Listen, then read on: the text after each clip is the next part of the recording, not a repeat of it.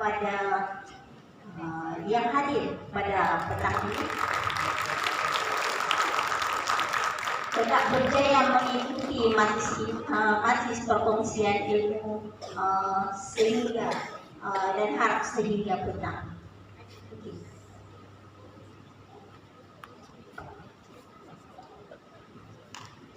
Aku cinta kepadamu.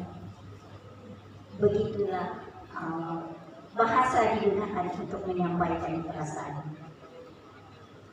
Kasihku sedalam lautan Atlantik. Begitulah sastra memberi ukuran kepada kedalaman kasih atau cinta itu yang mana tidak dapat diberi ukuran tepat oleh matematik. Jadi pada petang ini kita akan teruskan sisi pembentangan kita dengan menjemput dua tokoh pembentang kita hari ini, yaitu Tuan Amiruddin Muhammad Ali Hanafiah. Silakan Tuan.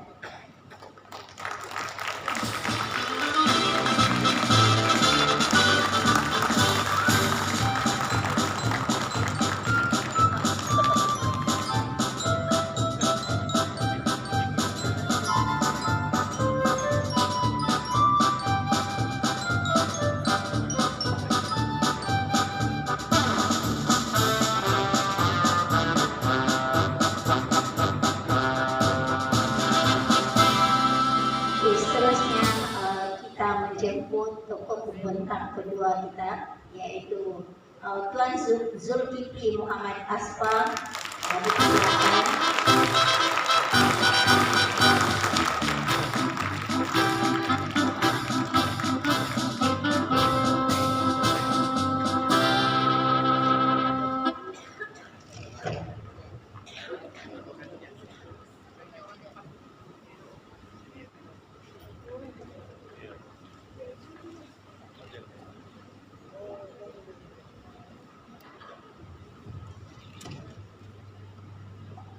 Baiklah, jadi kita akan mulakan sesi pembentangan kita dengan memperkenalkan dahulu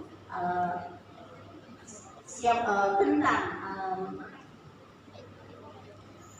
pembentang kedua kita, yaitu Tuan Amiruddin Muhammad Ali Hanafiah. Beliau merupakan pensyarah bahasa Melayu di Akademi Seni Warisan dan Budaya Kebangsaan ataupun Aswara. Beliau merupakan Ketua Satu Persatuan Penulis Johor, juga pengasas Majlis Permufakatan Penulis Malaysia ini. Beliau pernah menyandang jawatan sebagai Timbalan Presiden PENA dan Ketua Dua Gabungan Penulis Nasional ataupun GAPENA. Beliau menulis dalam semua genre karya sastra, samada novel, cerpen dan sebagainya. 2 buah skrip drama yang dihasilkan oleh beliau pernah dijadikan teks konsas, yaitu drama Angin yang termuat dalam antologi Seuntai Kata Untuk Dirasa. Dan drama yang kedua yaitu Surat Untuk Ina dimuatkan dalam buku teks tingkatan 1. Beliau banyak melibatkan diri dalam kegiatan sastra di peringkat negeri, kebangsaan dan juga serantau. Jadi beliau ini bukanlah asing dalam dunia sastra, juga di kalangan para penulis. Jika mahu lebih lanjut tentang beliau, jika mahu lebih mengetahui tentang beliau ini, boleh kita cari dalam internet.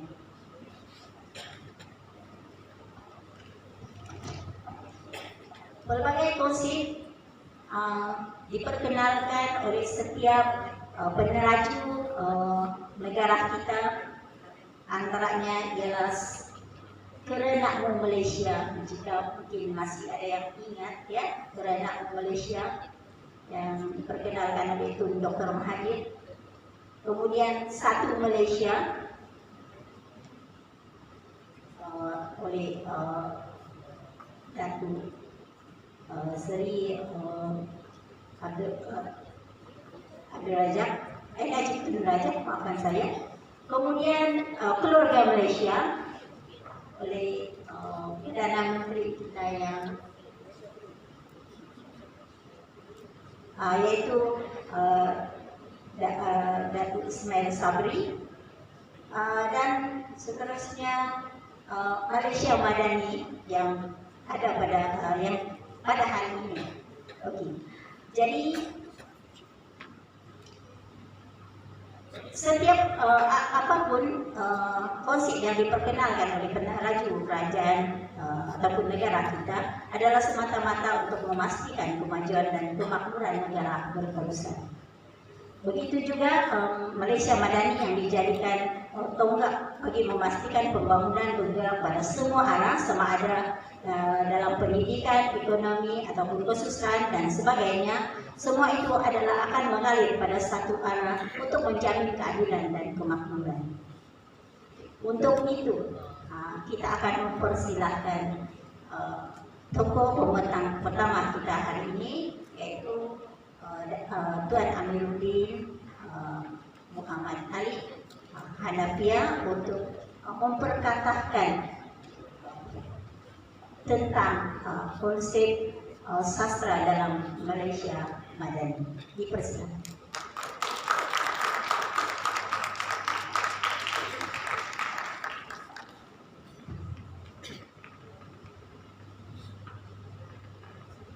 Terima kasih Musi,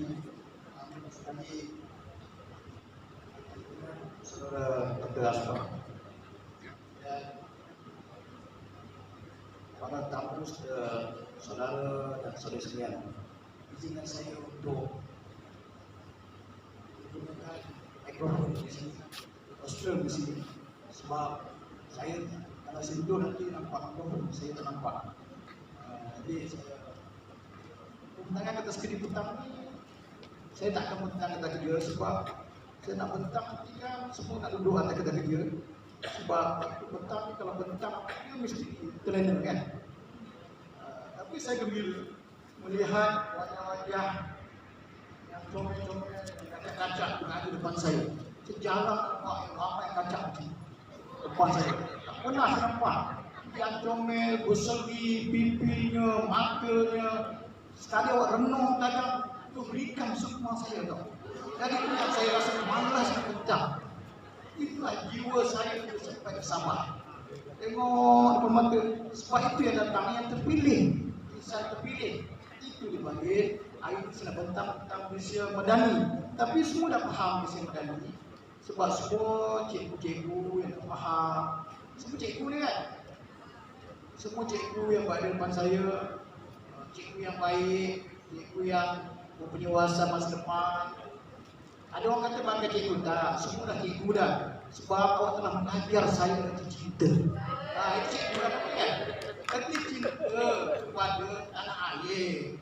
Itu sebab kita mengasaskan konsep Malaysia Madani. Saya nak tegaskan dua saya nak terangkan konsep Malaysia Madani, semua dah faham. Maka saya nak beri bukan dua perkara yang harus ditekankan dalam sastra Madani. Pertama, karya kita mesti memiliki unsur positif. Sebab dalam konsep Malaysia Madani ada keharmonian masyarakat. Jadi kalau kita menulis sesuatu yang bercanggah, yang mengandung unsur-unsur negatif, konsep Malaysia Madani itu tidak dapat dipertahankan. Walaupun pada kritikan saya membaca hari ini kata itu tak ada orang nak dengar Malaysia Madani, tetapi di IPG gaya ramai nak dengar. Itu yang bagusnya IPG gaya. Saya tengok depan mata saya ada bukan semua orang. Depan mata saya, belakang mata saya tak nampak. Tapi awak kata mungkin ini sinis, sinera. Tidak. Sebab yang kita nampak di sini ialah yang fizikal. Yang tak nampak belakang itu lagi ada seribu orang yang katakan sastra Madani. Sebab itu yang datang ini memang benar-benar mau mendengar tentang sastra Madani. Itu yang pertama. Yang kedua, saya fikir dalam sastra Madani ini adalah kita mesti meletakkan nilai moral sebagai pegangan dalam menghasilkan karya. Tadi negatif, mari kita ada nilai moral. Sebab kita ada pelbagai tahun. Yang ketiga, saya fikir untuk memantapkan sastra Madani ini mesti wujudkan satu jawatan kuasa khas di peringkat tanah air oleh Kementerian Pendidikan atau Jabatan Komunikasi atau Jabatan Perdana Menteri atau apa saja untuk membincangkan sastra Madani. Kita panggil semua pemimpin NGO penulis duduk dan beri pandangan. Selama ini kita tidak serius dalam isu berbagai tahun ini. Dalam isu yang kononnya sensitif. Sebenarnya tidak ada yang sensitif. Semua ini baik-baik. Yang menjadikan tidak baik. Jadi sastra Madani bagi saya ialah ke arah kebaikan dan kesejahteraan.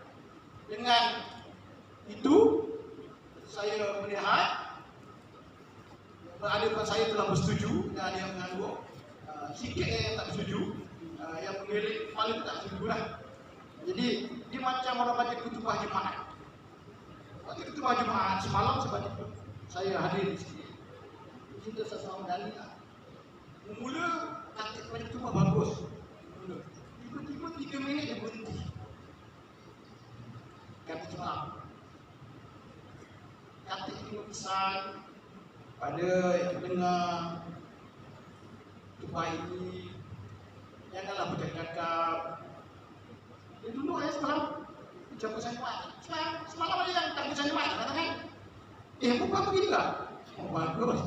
Lepas tu siapa yang bermain telefon, jangan bermain telefon. Kerana mungkin pada sebab saya orang main telefon tu berhenti dia. Jadi siapa yang rasa mengantuk, tidurlah.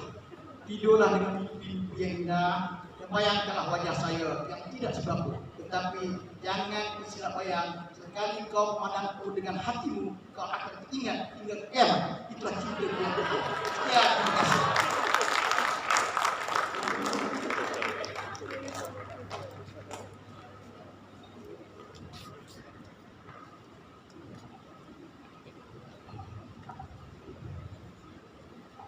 Terima kasih kita ucapkan kepada Tuan Amiruddin kerana berkongsi walaupun sedikit sahaja. Saya sebenarnya agak hairan hari ini kerana beliau sebenarnya adalah seorang yang sangat bersemangat apabila berada di hadapan kadang-kadang kata-katanya sukar untuk dihentikan, ya. Tetapi hari ini mungkin beliau memberi peluang kepada pelajar-pelajar mungkin bertanya. Jadi seterusnya untuk tidak membuang masa, kita akan mempersilahkan pemenang kita yang kedua, yaitu Tuan Zulkifli Muhammad Aspa untuk menyampaikan atas kebenarannya. Silakan. Hello, testing. Ucapan suara 1, 2, 3. Okay, Assalamualaikum warahmatullahi wabarakatuh dan salam sejahtera. Terima kasih diucapkan kepada Puan Penerus Majlis, moderator kita pada petang ini. Saya juga ucapkan selamat datang kepada panel yang bersama-sama pada petang ini dan seterusnya kepada hadirin-hadirat serta pelajar-pelajar dan dikasih sekalian. Okey, baiklah. Saya berada di bawah sebab saya ada slide yang perlu dipaparkan. Okey, ini merupakan satu penyelidikan ataupun kertas kerja yang saya buat berkaitan dengan pendidikan bahasa Melayu. Walaupun pada hari ini Festival Kesusastraan dan Kesenian Okey, tapi bahasa Melayu ini tidak dapat dipisahkan dengan sastra. Kerana di sekolah, sama ada peringkat sekolah menengah ataupun sekolah rendah, pendidikan sastra itu diselipkan dalam pengajaran bahasa Melayu. Jadi hari ini saya cuba mengetengahkan satu tajuk atau konsep untuk memberi gambaran kepada bakal-bakal guru yang berada di hadapan saya berkaitan bagaimana cara untuk kita mendekati, belajar ataupun mewujudkan satu aktiviti PDP yang menarik, yang bukan saja dapat menarik minat tetapi juga dapat memberi satu input yang berkesan kepada pelajar-pelajar di sekolah. Dan untuk pengetahuan sidang hadirin sekalian, pada semester ini saya mengajar subjek BMMB 1094, iaitu berkaitan dengan kemahiran bahasa Melayu. Dan tajuk yang saya akan sampaikan berkaitan dengan tajuk yang saya ajar pada semester ini, iaitu berkaitan dengan kemahiran bertutur, mendengar, bertutur, membaca dan juga menulis. Jadi konsep ini saya akan ketengahkan kepada pelajar-pelajar yang ada dalam dewan ini supaya kamu tahu bila kamu berada di sekolah, dan ini adalah salah satu kaedah ataupun alternatif yang kita boleh gunakan untuk mengajar. Okey, jadi untuk tajuk ini saya menjelaskan tentang penerapan elemen kebat, iaitu elemen 4 elemen yang teratas dalam taksonomi Bloom, iaitu aplikasi, menganalisis, menilai dan juga mencipta. Okey, dalam pembelajaran karangan berpandu, iaitu penulisan karangan berpandu ini sekolah rendah ada, sekolah menengah pun ada. Okey, seterusnya berdasarkan model mengarang Flower and Hayes. Model mengarang Flower and Hayes ini telah dicipta oleh Flower and Hayes pada tahun 1981 dan digunakan pakai dalam kebanyakan asas mengarang di Malaysia, iaitu daripada menganalisis soalan, kemudian merangka karangan, kemudian membina pendahuluan, isi, penutup dan juga menyemak karangan. Dan yang ini merupakan alat pembelajaran yang kita boleh gunakan, yaitu aplikasi teknologi. Dalam kajian saya ini, saya gunakan 2 aplikasi teknologi, yaitu Flickr dan juga Instagram. So ini adalah pembentangan saya pada petang ini. Cuma saya akan ringkaskan sebab masa ada lebih kurang dalam 10 hingga 15 minit sahaja. Saya mulakan dengan pengenalan. Yang ini pengenalan. Apa yang ada dalam tajuk ini? Berkaitan dengan penerapan kebat. Kenapa saya ingin melihat kebat, dan semua pelajar pun sudah tahu apa itu kebat. So berdasarkan DSKP, Dokumen Standard Kurikulum dan Pentaksiran, yang mengatakan bahawa guru sebagai penggerak dan pembuka minda murid. Seterusnya dalam BPK, bahagian penggunaan kurikulum, itu Kementerian Pendidikan Malaysia juga menekankan tentang 4 elemen kebat itu. Jadi untuk menerapkan kebat dalam penulisan karangan, saya menggunakan model mengarang Flower and Hayes.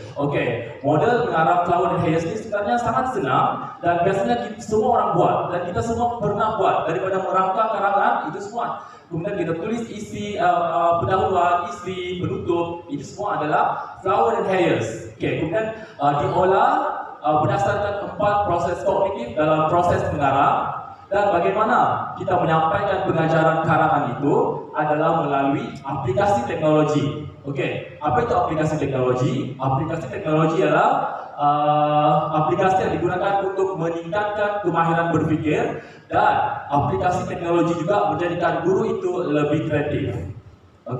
Jadi tiga elemen ini digunakan untuk membantu belajar dalam penulisan karangan berpandu. Jelas? Slide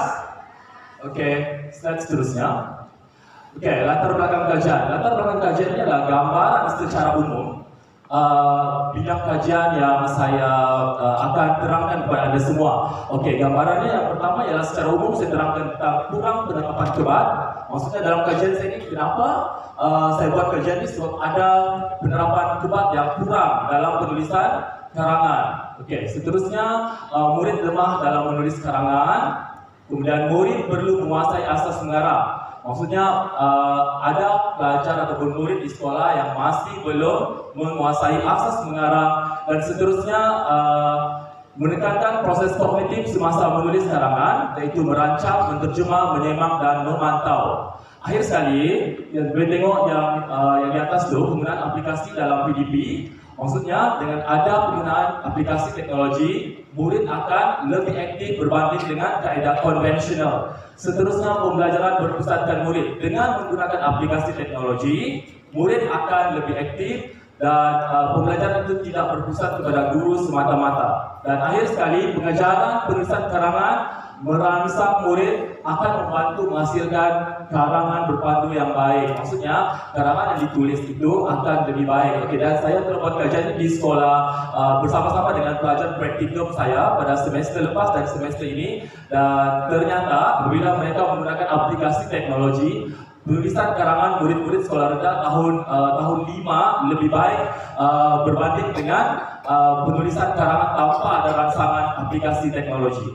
Okey, seterusnya, ini secara saya gambarkan secara literal sahaja. Okey, kenapa saya terpanggil untuk membuat kajian ini disebabkan isunya murid masih lemah dalam penguasaan elemen kebat. Elemen kebat ini bermula daripada sekolah rendah kita kena terapkan supaya mereka boleh berfikir dan mereka boleh mengolah idea-idea untuk dihasil dan dituliskan dalam karangan. Kerana dalam DSKP itu sendiri, kemahiran menulis itu ialah kemampuan murid untuk menterjemah pendapat mereka dalam bentuk tulisan dan juga simbol-simbol. Okey, seterusnya kita boleh tengok literaturnya adalah kajian-kajian lepas berkaitan dengan penerapan kebat semasa PDP masih pada tahap sederhana kerana aktiviti penulisan karangan berpandu yang dirancang oleh guru kurang elemen kebat. Jadi kalau anda semua bakal guru mestilah menekankan tentang kebat supaya murid tidak bosan. Okey, seterusnya murid tidak memahami bahan rangsangan. Tahu kan bahan rangsangannya apa? Yang gambar tu, ada murid yang tidak paham gambar tu apa maksudnya. Okey, jadi masalahnya ialah murid tidak dapat menulis mengikut tema dan bahan yang diberikan. Jadi cikgu tu kena rangsang dulu dia berfikir, baru dia boleh menulis mengikut tema dan bahan. Dan seterusnya, strategi pembelajaran yang konvensional, masalahnya guru kurang menggalakkan kemahiran berfikir dan tidak memberi peluang kepada murid mengalami pengalaman sendiri. Maksudnya lebih berpusatkan kepada guru. Jadi bila ada aplikasi teknologi, kita membantu pelajar itu untuk lebih dekat dengan situasi pembelajaran tersebut. Okey, seterusnya jurang itu saya tidak perlu terangkan lagi. Okey, ini adalah sumbangan. Sumbangan dia sebenarnya hanya untuk membantu guru penantian bahasa Melayu itu dan juga murid. Okey, itulah. Jadi kamu pun boleh juga sama-sama buat kajian macam mana untuk membantu murid-murid rakan-rakan kamu di sekolah. Mungkin juga tajuk yang sama tapi dalam bidang sastra. Mungkin untuk pengajaran puisi, pantun, syair, macam tu. Okey, boleh? Okey, seterusnya, ini adalah objektif. Kamu boleh tengok secara hadirin-hadirin sekalian boleh tengok secara umum sahaja. Inilah objektif dalam kajian saya. Okey, objektif 1 untuk debat, objektif 2 untuk melihat proses mengarang itu, dan objektif yang terakhir untuk mengenal pasti penglibatan murid selepas guru menggunakan alat pembelajaran, yaitu aplikasi teknologi. Okey, seterusnya, ini adalah sorotan literatur. Okey, mungkin pelajar-pelajar yang ada di sini bakal guru. Nanti kamu juga akan terlibat dalam penulisan ilmiah, menulis proposal dan sebagainya. So, jadi ini adalah satu gambaran bagaimana sorotan literatur itu. Okey, so kemahiran berfikir. Kemahiran berfikir merupakan elemen yang saya terapkan dalam kajian ini. Kemudian apa yang saya fokus ialah pemikiran kreatif dan kritis, dan dalam yang bulatan dalam itu ialah menyelesaikan masalah. Itulah kebat. Maksudnya 4 yang terakhir, aplikasi, analisis, menilai dan mencipta itu adalah kebat yang ditekankan oleh bahagian pembangunan kurikulum Kementerian Pendidikan Malaysia. Okey. Seterusnya, Okey, dan ini adalah kemahiran menulis dalam pendidikan bahasa Melayu. Rasanya pelajar-pelajar sudah tahu nih dan semester-semester lepas kamu sudah belajar tentang kemahiran menulis, betul? Kemahiran menulis, dan ini adalah perkara-perkara yang ada dalam kemahiran menulis. Dan untuk kemahiran menulis, yang itu adalah yang terdapat dalam DSKP, dan kita ekstrak benda itu keluar menjadilah kemahiran asas mengarang. Dan kemahiran asas mengarang ini ada 6. Menganalisis karangan, membina rangka, menulis pendahuluan, menulis isi, penutup, dan menyemak karangan. Dan semua ini sebenarnya daripada model Flower dan Hayes. Okey, seterusnya. Okey, yang ini adalah kajian-kajian lepas. Okey, maksudnya bila kamu membuat satu kajian atau penyelidikan, kamu kena mengenal pasti ada kajian-kajian lepas berkaitan dengan topik ataupun tajuk yang ingin kamu kaji. So, ini adalah kajian-kajian lepas yang menunjukkan penerapan debat itu masih berada pada tahap yang sederhana. Jadi kita perlu membantu bagaimana untuk meningkatkan tahap debat dalam kalangan murid di sekolah. Okay, dan aplikasi teknologi digunakan untuk menarik perhatian murid. Kamu boleh tengok dalam menarik perhatian murid itu ada bercakap, mendengar, menulis, membaca, dan membuat refleksi. Kamu semua sudah buat nih, betul kan? Ini dalam kemahiran apa? Kemahiran mendengar, bertutur, menulis, dan membaca. Betul? Dan refleksi kamu buat ketika menghasilkan RPH. Betul? Okey, seterusnya menghubungkan murid dengan sumber pembelajaran. Terakhir sekali sumber, maksudnya dia ada bahan bercetak, multimedia ataupun bahan maujud. Bahan maujud ini bahan fizikal. Okey, so itu adalah aplikasi teknologi. Jadi kamu boleh guna aplikasi teknologi. Macam saya gunakan kad Plickers. Plickers ni murid guna kad tu, kemudian murid angkat kad dan guru scan dalam kelas tu. So dia terus terpampang betul atau salah dalam di hadapan kelas. Nanti kamu praktikal kamu boleh guna kaedah ini. Tapi kamu mungkin boleh olah, mungkin kamu boleh guna Facebook, kamu boleh guna Telegram, ataupun kamu boleh guna lagi bahan-bahan yang lain, quizzes ataupun cohort. Jadi kurang macam cohort juga Plickers ni. Okey. Okey, ini cara saya membuat kajian ini supaya dia nampak lebih teratur, walaupun dalam masa yang singkat, tapi dia lebih ilmiah. Okey. Pertama sekali dia menggunakan kualitatif dengan bentuk kajian case. Sebab dia dibuat di kelas, satu kelas sahaja untuk melihat proses dan fenomena itu secara mendalam. Saya kena fokus pada satu kelas sahaja. Okay. Kemudian kaedah dia saya gunakan temu bual.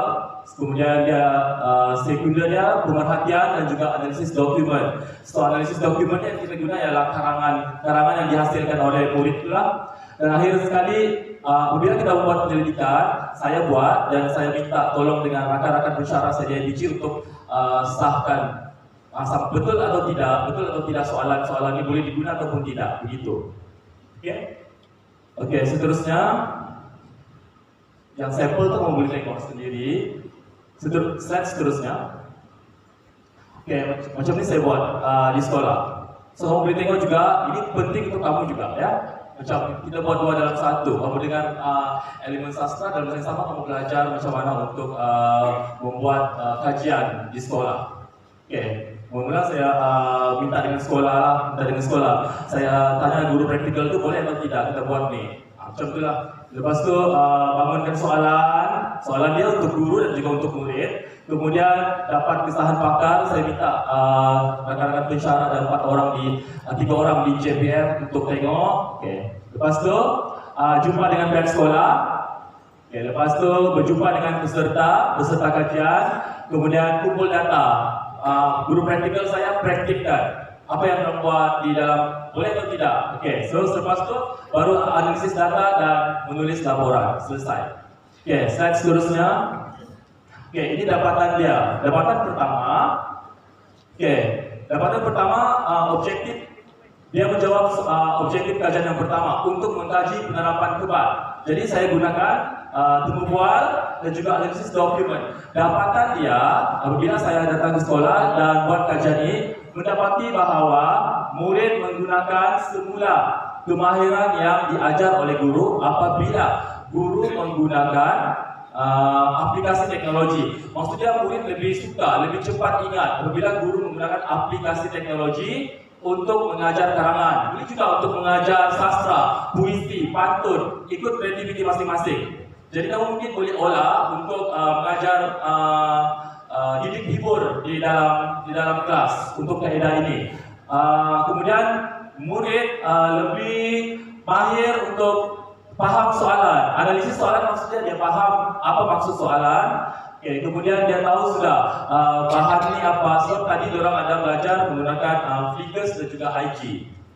Okey, seterusnya dapatan kajian yang kedua. Slide seterusnya. Okey, yang tadi kebat dan sekarang saya cuba untuk melihat proses mengarang pula.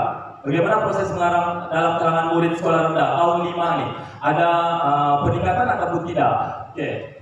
Sama juga, saya gunakan Tumbual dan analisis dokumen dan dapatan Tumbual menunjukkan bahawa murid mengaplikasi semula kemahiran mengarang yang telah dipelajari seperti merancang, menterjemah, menyemak, memantau, menulis karangan sesuai dengan model Flower dan Hayes. Maksudnya, murid tu dia boleh ingat kemahiran tu. Kemahiran menulis karangan. Jadi nanti kamu mungkin olah benda ini untuk jadi satu kajian baru yang kamu mungkin boleh gunakan untuk mencari penyelesaian bagi masalah-masalah di dalam kelas untuk menjadikan aktiviti PDP kamu itu lebih menarik. Okey, seterusnya yang terakhir penglibatan. Jadi adakah penglibatan murid ini akan meningkat ataupun tidak? Jadi dapatan kajian menunjukkan bahawa pembelajaran menjadi lebih aktif apabila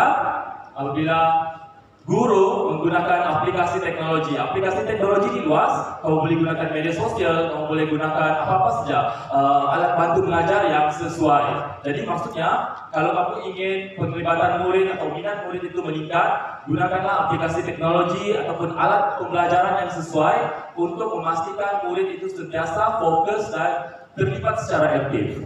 Baiklah, slide yang seterusnya.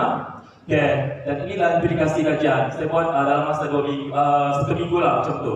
Di SK Lok, Kawi dengan SK Pekan Butatan. Okay, so penantian bahasa Melayu, guru bahasa Melayu dan juga kepada murid.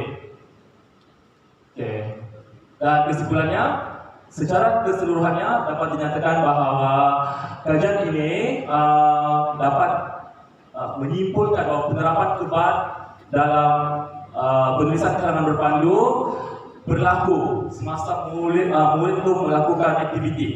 Maksudnya sebelum ini mereka kadang-kadang keliru macam mana menghasilkan karangan. Kadang-kadang mereka tidak tahu macam mana untuk keluarkan jawapan daripada gambar-gambar yang diberi oleh guru sebagai soalan. Tapi apabila ada aktiviti yang menjurus kepada mereka berfikir, jadi mereka sudah paham bagaimana untuk mengeluarkan tema, bagaimana untuk mengeluarkan isi, bagaimana untuk tulis penutup, dan mereka juga lebih kerap bertanya kepada guru, angkat tangan dan sebagainya. Jadi secara keseluruhannya kajian ini mendapati bahawa aplikasi teknologi dan juga penggunaan asas mengarang yang betul membantu murid untuk menulis karangan. Jadi mungkin kamu boleh guna juga aplikasi teknologi. Okey, kamu guna cari model yang lain untuk membantu dalam aktiviti pembelajaran pantun, syair, apa lagi, gurindam, drama, tata bahasa dan sebagainya. Okey, jadi dia memberi kepada kamu satu peluang lah untuk membuat satu lagi kajian yang baru daripada kajian ini mungkin boleh sebar luaskan ataupun tambah untuk buat satu kajian baru dalam bidang yang lain. Jadi terima kasih kepada semua pada hari ini kerana sudi untuk mendengar.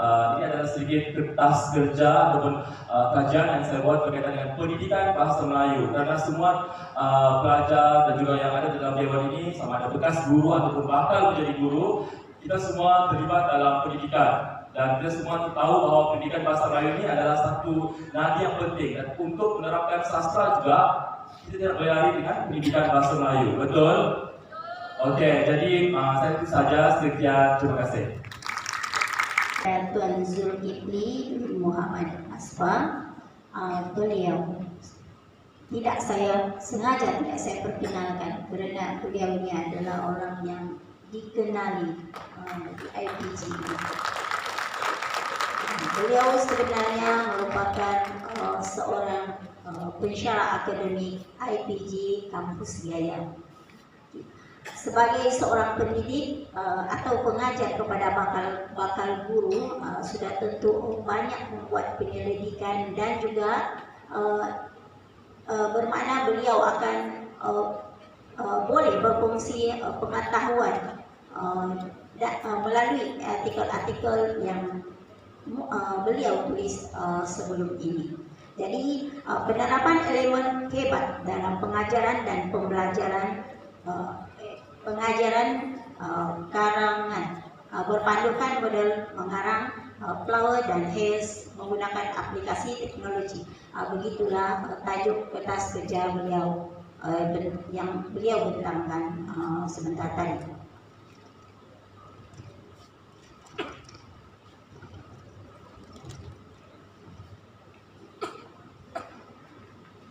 Saya rasa beliau menyampaikan kertas kerja tadi dengan begitu jelas sekali, dan saya hanya membuat sedikit rumusan, yaitu yang pertama, pentingnya penerapan kemahiran berfikir kepada pelajar. Sebenarnya hebat di situ lebih pada pemahiran berfikir aras tinggi. Jadi sebelum ini kebat ni tidak disebut sebagai kemahiran berfikir aras tinggi, tapi lebih dikenali sebagai kemahiran berfikir secara kritis dan generatif. Okey, jadi kebat ni sebenarnya banyak mempunyai elemen dalam antaranya ialah seperti menganalisis, menghubungkan dan juga membentuk gambaran ataupun membantu memberi gambaran mental ataupun secara kognitif kepada pelajar. Jadi tidak perlu saya akan menguraikan lebih banyak sebenarnya. Okey, jadi yang kedua ialah pentingnya penggunaan teknologi dalam pengajaran dan pembelajaran, bukan sahaja untuk memudahkan penyampaian seorang guru, tetapi juga untuk memberi untuk menarik perhatian pelajar. Dan yang paling penting lagi ialah proses mengarang semasa di sekolah itu sebenarnya adalah menjadi asas kepada kepengarangan dalam diri seorang penulis. Jadi apa yang telah disampaikan oleh Tuan Zulkifli Muhammad Asbah itu rasanya boleh diaplikasi dalam bidang penulisan, ya.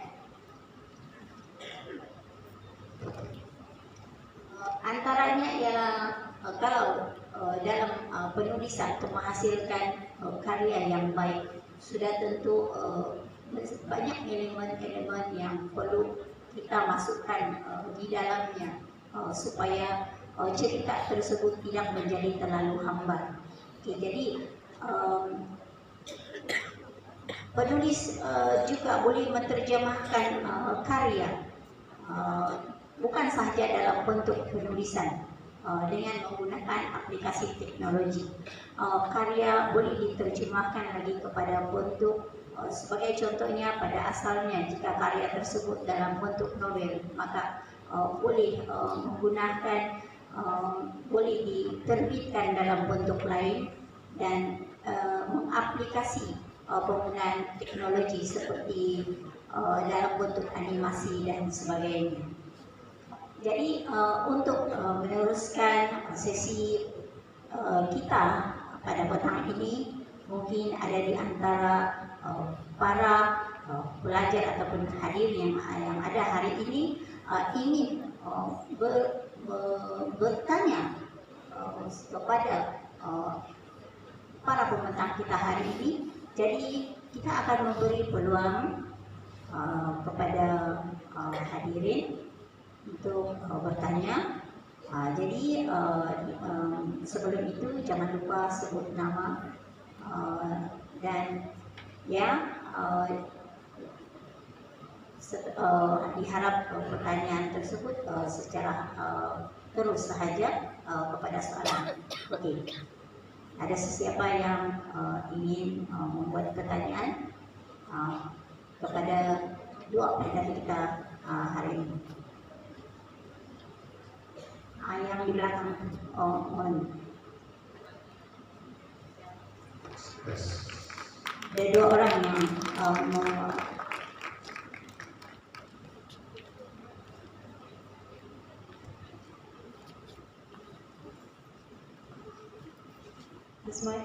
Assalamualaikum dan selamat petang. Nama saya Syazatul Azhar.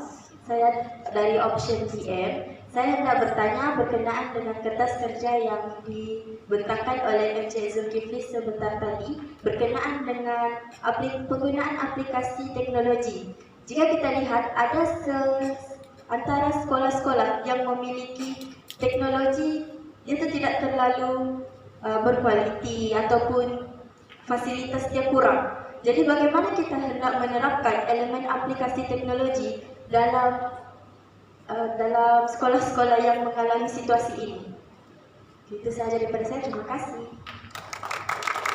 Okey, terima kasih kepada yang bertanya. Okey, seperti yang saya nyatakan tadi, aplikasi teknologi ini kita boleh dapat sama ada dalam melalui penggunaan media sosial ataupun juga kita boleh gunakan bahan-bahan maujud ataupun bahan-bahan bercetak. So, maksudnya jika sekolah, terutamanya sekolah-sekolah di kawasan pedalaman yang tidak mempunyai akses internet contohnya, sebab untuk Instagram ini dia perlu ada internet dan begitu juga dengan Flickr.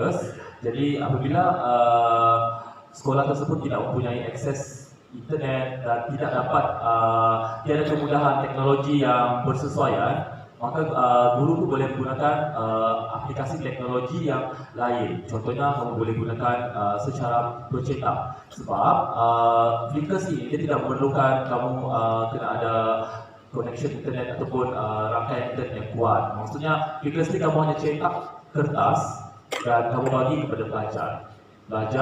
Kemudian pelajar tu apabila dia nampak soalan, dia angkat kad Flickr tu, dia angkat kad tu, ada angkat A, ada angkat B, ada angkat C. Jadi cikgu hanya perlu scan melalui telefon saja, dia scan macam tu. Jadi tidak perlukan teknologi yang begitu yang canggih sangat, hanya perlu telefon dan kertas sahaja. Okey, jadi kamu boleh cuba. Mungkin kamu boleh cuba dengan kawan-kawan, kamu boleh buka laman web Flickr dan kamu boleh download, kamu boleh muat turunlah dia punya kad Flickr tu, dan kad Flickr tu kamu boleh guna, kamu boleh print. Nanti di sekolah yang tiada internet pun pasti boleh guna Flickr.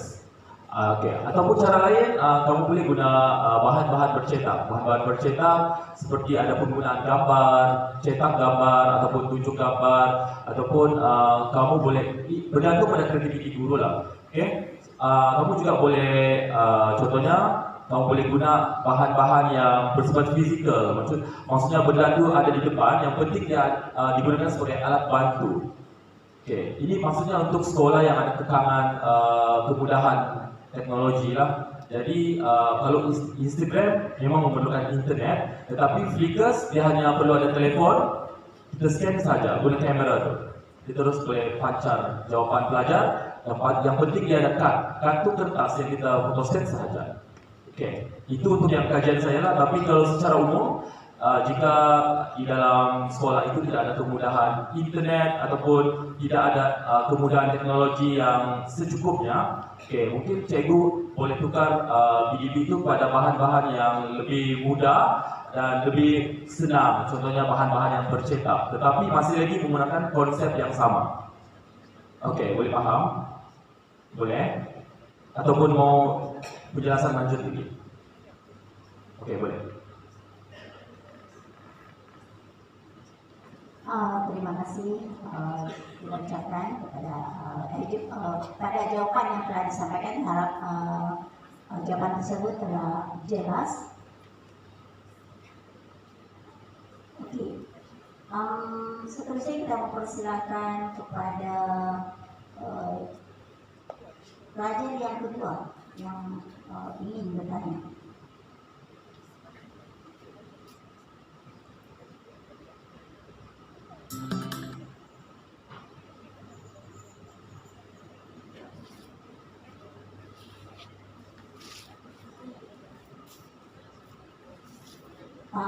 Saya sangat berharap supaya pelajar-pelajar juga mempunyai soalan untuk pembentang kita yang mengenai konsep sastra dalam Malaysia Madani. Kita ada 6 tempat dalam Malaysia Madani.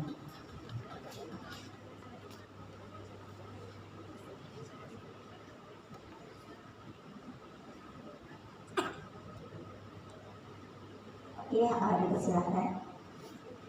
Maka biasanya pelajar-pelajar ini sangat aktif ya.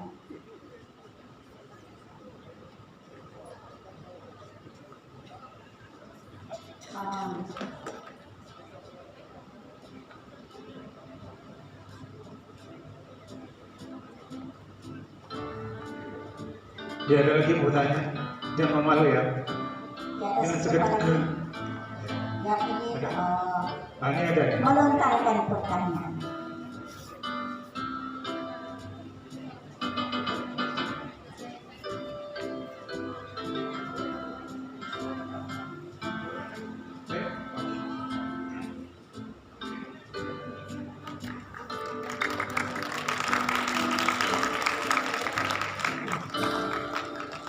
Assalamualaikum, nama saya Nur Aina Fahana, pelajar PISMP Ambilan Jun 2022 dari Option Bahasa Melayu.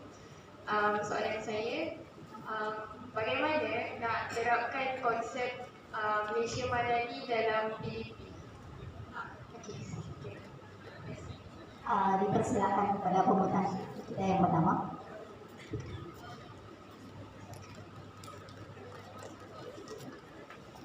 Terima kasih yang bertanya.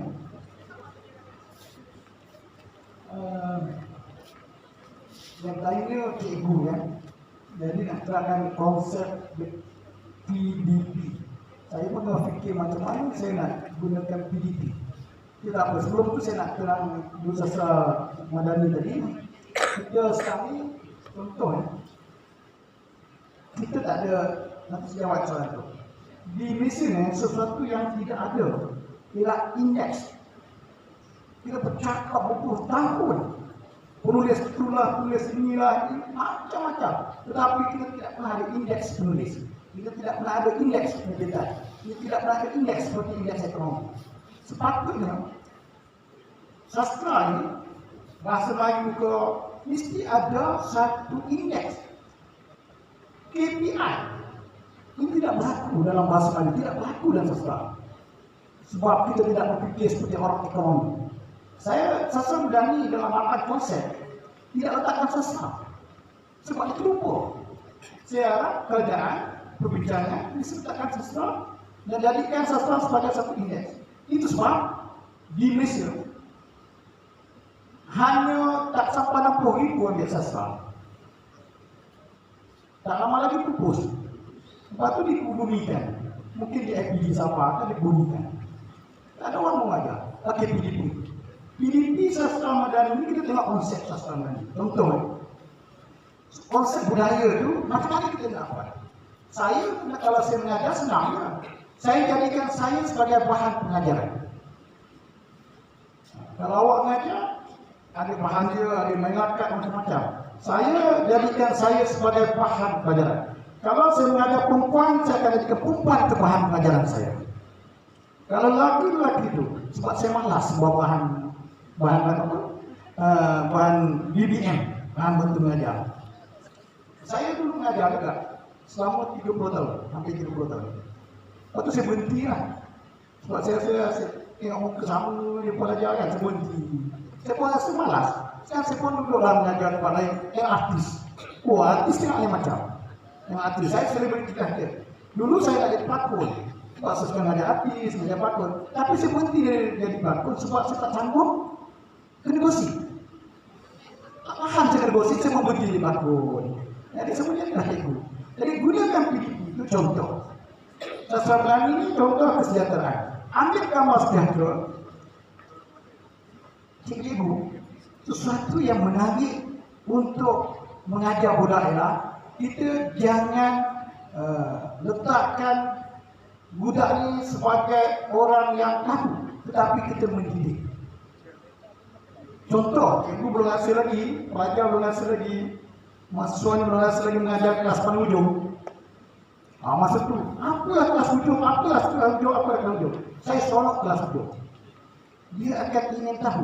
Jadi bawalah bahan rancangan yang mereka tidak pernah tahu. Itu saya. Jadi sastra menyanyi bawa satu bahan yang mereka tidak pernah jumpa. Kalau mereka pernah jumpa, tukar. Pernah jumpa, tukar. Itulah satu cara untuk menarik pelajar. Saya pernah kata, Malaysia contoh, saya selalu bercerita kat kelas. Dia budak malas. Saya bercerita, saya mengajar sekolah yang menjadi Cina. Contoh, kalau Melayu sedikit lain lah. Cina sedikit lain, India sedikit lain. Ini mengajar untuk sastra Madani. Saya pun cerita tentang Li Chengwei, seorang Cina.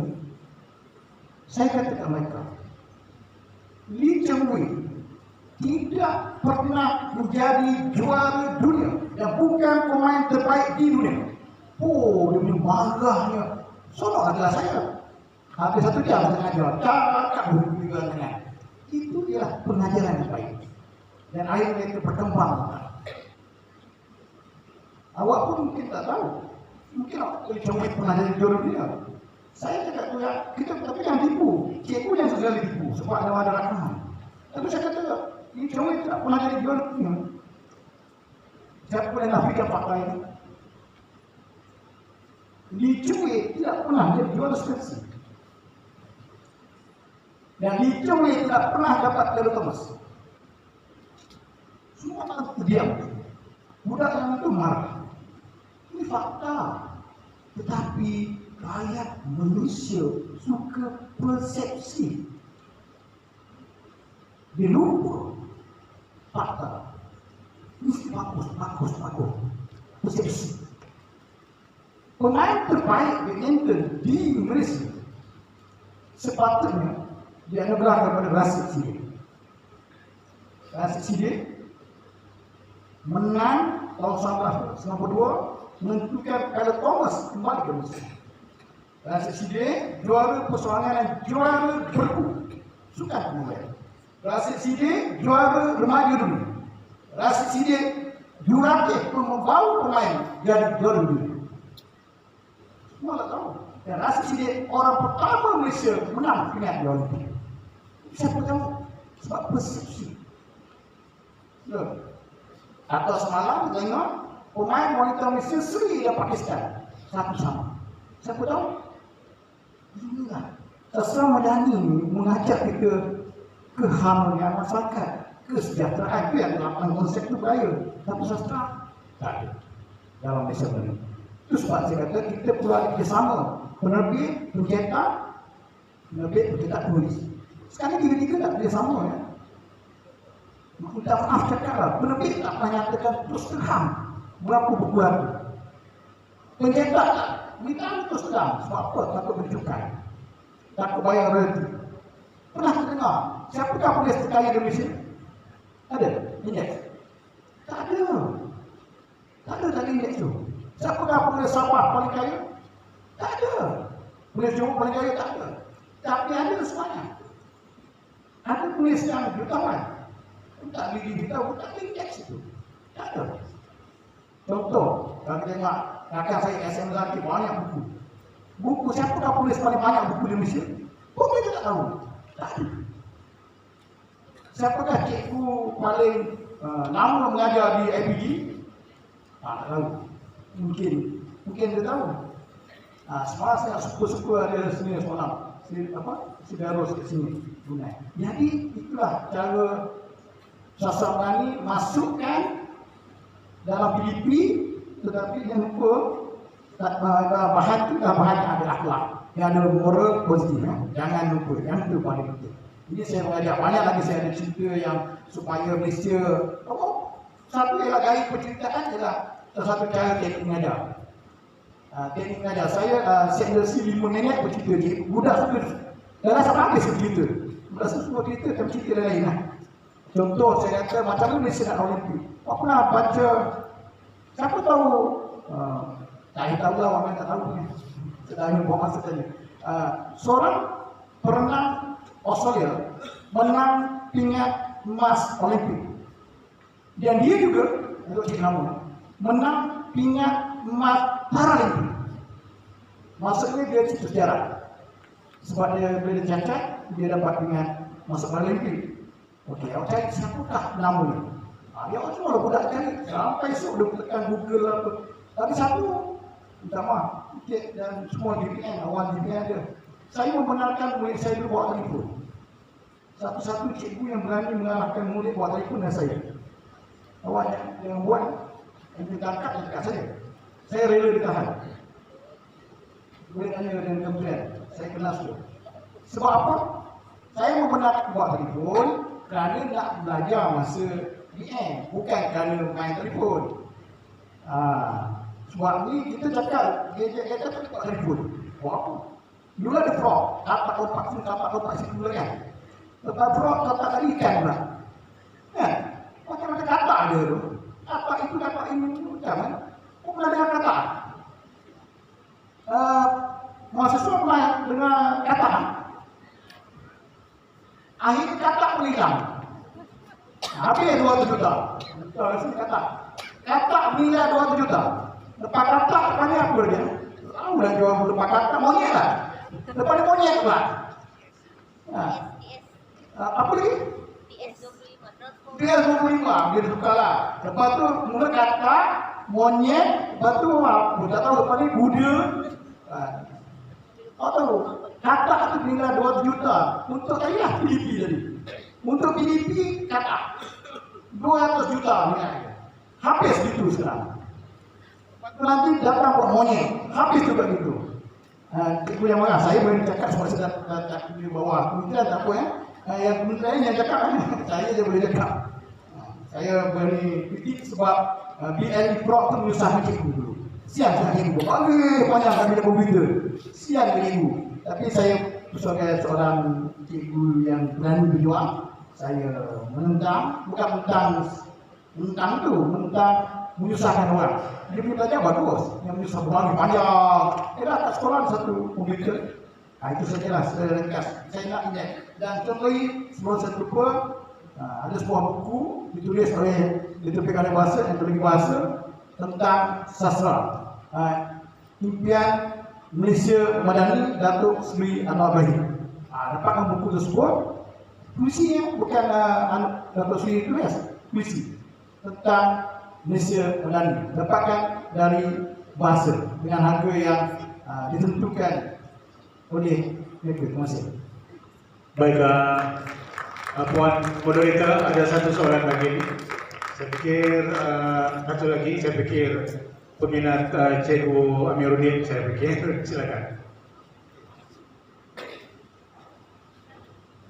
Bismillahirrahmanirrahim. Assalamualaikum warahmatullahi wabarakatuh dan selamat petang.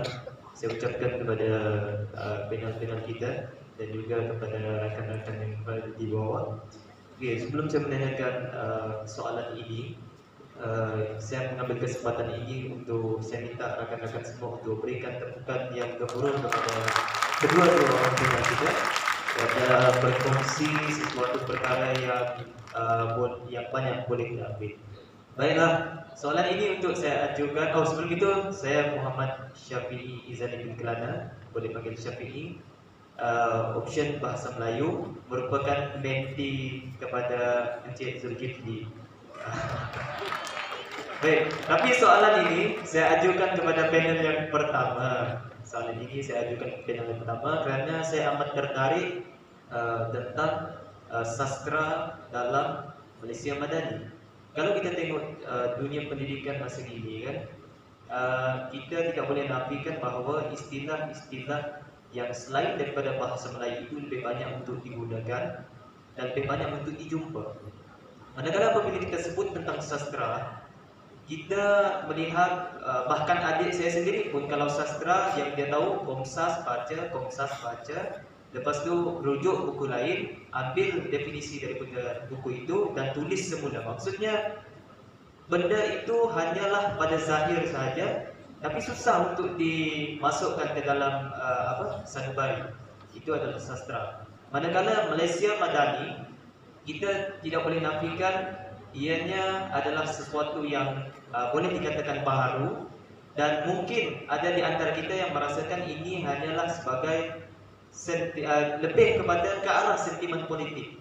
Saya tidak mahu masuk ke arah itu sangat. Cuma daripada kesemua yang saya lihat ini, apakah prakarsa ataupun perkara yang membuatkan sastra untuk dimasukkan dalam Malaysia Madani ini, untuk sastra itu maju jaya dan boleh memberikan ataupun meningkatkan jati diri kami.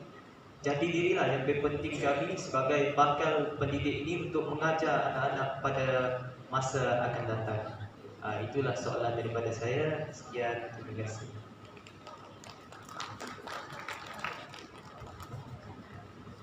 Saya nampak soalan yang bagus, yang patut dipanggil oleh Menteri untuk berbincang. Sebab saya tidak beritahu begitu. Dalam 8 konsep tak ada sastra. Tak ada sastra. Bukan Malaysia Madani yang dikenalkan oleh Muhammad, dia sangat lama yang sebelum ini yang baru dikenalkan 2022 itu, 1 Oktober di Hotel Rosette itu. Tak ada. Jadi tadi datang Bui Palangan, kita patut bincang.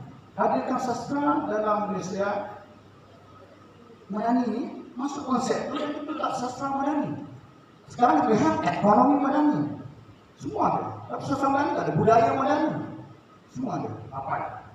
Perpaduan Madani, perundangan Madani, semua ada. Sastra Madani tidak ada. Jadi itulah yang akan jadi sejarah. APD lah yang akan jadi sejarah, menggesa kerajaan, Kementerian Pelajaran meletakkan sastra Madani dalam konsep yang ke-9. Ini cadangan kita pada hari ini, supaya menteri dengar dan masukkan. Okey. Komsas, komponen sastra dalam bahasa Melayu. Betul lah, cikgu dah cakap, sambil cakap, baca, rujuk, baca, rujuk, baca, rujuk. Sebab dia tidak ada jiwa. Contoh, awak semua ajar bahasa Melayu. Dah tengok Sukatan Pelajaran tahun 5 kan? Diawi tahun 5, tengok tak? Siapa tengok Sukatan Pelajaran tahun 5 tangan? Tak menang kita apa? Saya melihat tahun 1 hingga tahun 5. Tahun 5 dia menyeksa. Bahasa ini bukan menyeksa tetapi memudahkan, mengajak masyarakat mencintai bahasa Melayu sebagai bahasa rasmi, bahasa kebangsaan yang terkandung dalam perkara 152 perlembagaan. Tetapi pembuat dasar yang tidak faham telah menyeksa rakyat Malaysia supaya membenci bahasa Melayu, menyusahkan orang. Contoh, tahun 5 dia ajak Itali. Cuba sebut idea PEBET. Sebut budak itu sebut apa tak? Siapa nak salah? Siapa nak salah? Sang cikgu? Sang cikgu kan? PEBET diajar budak tahun 5. Budak sesebut. Saya tak sekolah. Awas kesini kan tak masalah kan? Itali sekolah, itu saya tak sekolah. Ini contoh tadi yang kata Tasla. Okey, bahasa Melayu ni lepas tu dia mengajar budak lewat apa jenis majmuk, majmuk gabungan, majmuk pancangan, majmuk kiasan, majmuk mantap. Apa ni? Bahasa Melayu ialah apa yang nak digunakan. Bukan jenis majmuk. Mak, apa majmuk gabungan, mak? Mak ada rasa di dapur nasi goreng. Terkejut sekejap. Tapi untuk belajar pengetahuan awak boleh belajar. Tapi janganlah bawa ke sekolah ajar jenis-jenis majmuk dan akhirnya orang tak suka bahasa Melayu. Dan saya ditegur oleh, saya pernah masa mengajar lah 4 kali masih datang. Kenapa tak ada jenis-jenis majmuk, tak ada jenis-jenis taksis, jenis macam-macam, morfologi, kelas asalnya anafora, anaconda, semua ada. Tapi saya fikir, dia tegur saya. Akhirnya semua 4 nazir itu, air kawan saya. Bila dapat nak tegur saya, nazir tak berani masuk kelas itu. Duduk belakang, duduk diam. Kalau nazir tegur saya, ada apa kalau saya buat? Sesuatu nazir itu mengajar saya. Sebab saya salahnya. Dia mengajar, dia betulkan. So, tak mulai pada itu, tidak ada lagi nazir berani tegur saya. Dia mau solat, lepas puasa nazir dan sekolah, lepas observ, dia minta saya jangan masuk. Takut saya akan tanya satu-satu nazir. Sebab tugas dia sepatutnya nazir adalah membimbing, bukan menyusahkan cikgu. Membimbing ayat dia. Berbeza dengan ini salah, itu salah, ini salah. Dengan saya tak ada. Saya pun kenal ramai sampai ke Tenggara maksudnya. Memang saya jenis, saya datang ke Malang Negara, saya kena tindakan. Orang ukut saya. Bahasa Melayu kalau tak mengajar, nanti kena tindakan. Saya lebih suka jumpa ke Tenggara. Itu yang saya nak sekarang, awak semua jangan bahasa Melayu. Bahasa Melayu ialah suatu yang dinamik dan jangan menyusahkan. Itu saja. Okey. Sebelum saya undur, saya malam ini, tadi ada kerja beritahu bahasa Melayu. Sekarang rakyat Malaysia kata bahasa Malaysia. Saya mengingatkan orang politik. Saya ingat semua orang, tidak ada istilah bahasa Malaysia. Tidak ada. Yang ada hanya bahasa Melayu termaktub perkara 152. Dia orang tanya saya, kenapa Indonesia bahasa Indonesia? Thai bahasa Thai, Jerman bahasa Jerman, yang apa lagi semua. Okay. Mereka telah mengindonesiakan bangsa. Malaysia tidak memalaysiakan bangsa. Faham tak maksudnya? Sebab di negara Thai, contoh Taksim Cina, betul? Tetapi dia telah mentaikan Taksim. Tidak boleh Taksim. Di Indonesia telah merulihantonokan Indonesia, telah melingfiking Indonesia. Melingfiking, apa pernah dengar melingfiking? Rulihantono pernah dengar nama? Bukan awak ni. Rulihantono, pernah dengar nama Rulihantono? Siapa dia? Rulihantono siapa dia? Itu punya. Cikgu bahasa Melayu mesti tahu tu. Saya budak tak tipu awak. Rulihantono, legenda dengan dunia kan. Okey. Jadi yang itu maksud saya. Okey. Malaysia bukan bangsa Malaysia. Itu sebab bahasa Melayu. Okey. Lagi satu, bahasa biasanya terpatuk semasa mereka. Nama negara ini adalah Persekutuan Tanah Melayu. Termasuk Singapura, bahasa Melayu adalah bahasa rasmi. Itu saja, yang lain boleh berbual di belakang. Terima kasih. Terima kasih kepada Tuan Amiruddin. Seperti yang saya katakan tadi, nasib baik dia pandang-pandang saya, kalau tidak susah kita nak berhentikan beliau. Jadi kita sudah semakin sampai ke penghujung. Bagaimanapun sekadar kita telah banyak berkongsi pengetahuan daripada dua pemenang kita ini. Jadi salah satu yang saya ingin kongsikan kepada pelajar yang juga bakal guru ini nanti, ini adalah daripada dua hasil daripada lulusan dua pemenang DAP. Pertama sekali ialah kata-kata daripada Tuan Amiruddin. Dia kata jangan kita letakkan belajar itu sebagai tahu. Kenapa? Supaya kita boleh mendidik mereka. Tetapi pelajar juga kita tidak boleh anggap sebagai satu ruang kosong. Kepala mereka bukan satu ruang kosong, tetapi ada di dalamnya yang perlu seorang guru itu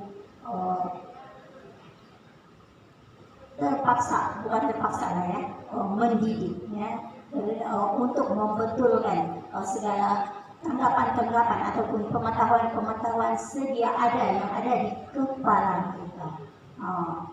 Jadi oleh itu guru-guru biasanya telah diajar tentang pedagogi dan diajar tentang apakah pendekatan yang sesuai, apakah kaidah yang sesuai, apakah teknik yang sesuai, dan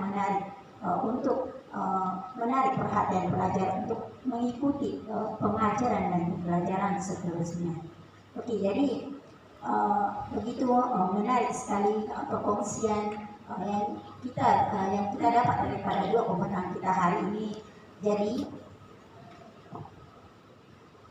1 menit lagi maka saya akhiri sesi pemenangan kita hari ini dengan ucapan terima kasih yang setinggi-tingginya kepada dua pemenang kita, dan juga saya akhiri dengan sabda pantun, pokok selasi di tepi permatang, burung pipit, gembira si pipit, di atas tanah melompat-lompat. Terima kasih kepada dua pembentang. Sekalipun sedikit, banyak manfaat. Terima kasih juga kepada hadirin sekalian yang sudi memberi perhatian sepanjang sesi pembentangan keempat hari ini. Terima kasih. Ya, terima kasih.